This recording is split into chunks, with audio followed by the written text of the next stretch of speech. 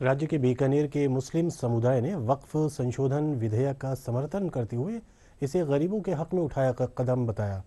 लोगों का कहना है कि इस विधेयक के जरिए पारदर्शिता सुनिश्चित हो सकेगी। मुस्लिम समुदाय इस बिल को ऐतिहासिक बताते हुए कहा कि इससे न केवल वक्फ संपत्तियों की सुरक्षा सुनिश्चित होगी बल्कि समाज के जरूरतमंद तबकों को इसका सीधा फायदा मिलेगा। ये संशोधन है और ये समय की मांग है जिसको होना आवश्यक था।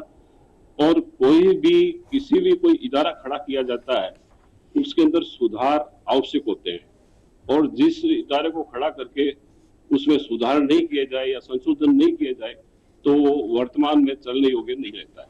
इसी मानसिकता के साथ वक्फ बिल जो अभी आया है वो काफी सराहनीय है और उम्मीद करते हैं कि उससे जो है भारत का आम मुस्लिम वर्ग, विशेषकर पिछड़ी महिलाएं, तलाकशुदा महिलाएं और विधवा महिलाओं को और नौजवानों को रोजगार अवश्य मिलेगा।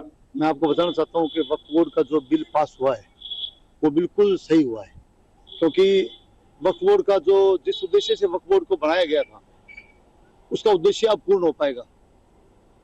क्योंकि वक्फ बोर्ड का मूल उद्देश्य था कि जो वक्फ में संपत्ति देते थे तो गरीबों के उत्थान के लिए दी जाती थी और गरीबों के वैद्युति के लिए दी जाती थी, पर एक्चुअल में जो वक्फ बोर्ड अभी वर्तमान में काम कर रहा था उसमें ऐसा कुछ भी नहीं हो रहा था।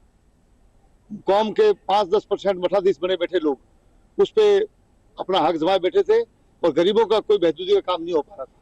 इसलिए अब जो वक्फ बोर्ड का संशोधन हुआ है उसमें जो सरकार, केंद्र सरकार ने ये जो अमेंडमेंट किया है, इसके बाद वक्फ की जो संपत्तियां हैं उनकी रक्षा भी होगी और उन संपत्तियों से जो आमदनी होगी वो मुस्लिम समुदाय के गरीबों के लिए वैद्युति का काम करेगी।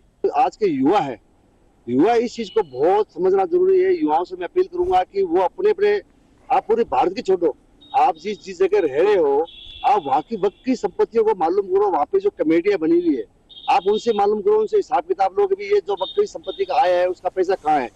मैं गारंटी के साथ कह रहा हूँ आपको उसका वो हिसाब किताब बिल्कुल नहीं देंगे।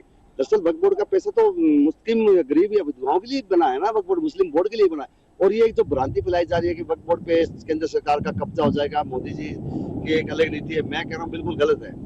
ये पहले भी बहुत एनआरसी के खिलाफ लोगों ने भ्रमित किया था मुस्लिम समाज को। आज वो भी कह रहे हैं कि भाई जो राजस्थान में यानी कहीं भी भारत के अंदर भारत का नागरिक भारत में रहेगा, कहीं नहीं जाएगा, जो बाहर से है उससे रहेगा। इसी तरह वक्फ बोर्ड का मामला ये